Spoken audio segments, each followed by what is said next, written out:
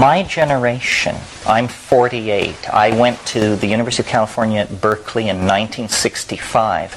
My generation was the beneficiary of the idea that you should give a universal education to everybody.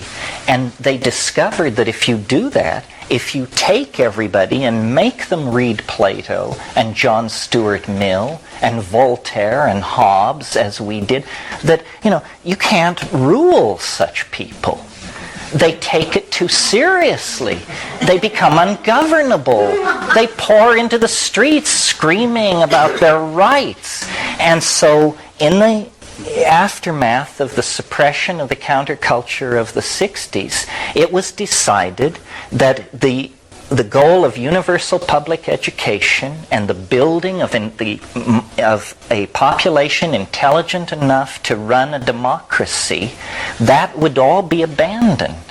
And the universities would be turned into trade schools, and people would be given MBAs and incorporated into the corporate state. But no more John Stuart Mill, no more of that.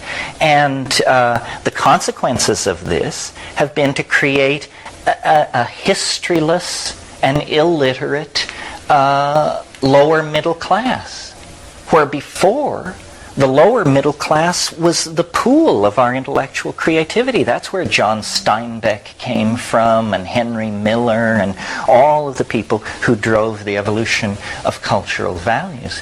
So, and, we could talk endlessly about what went wrong in the 60s or why we were turned into a police state. But now, the impulse of those kinds of repressive states is to forestall change. And change has been forestalled in America to the point where now, when it comes, it's going to be explosive, uncontrollable, revolutionary. We will be lucky to get through this political cycle ahead of us without having to hang some of these people.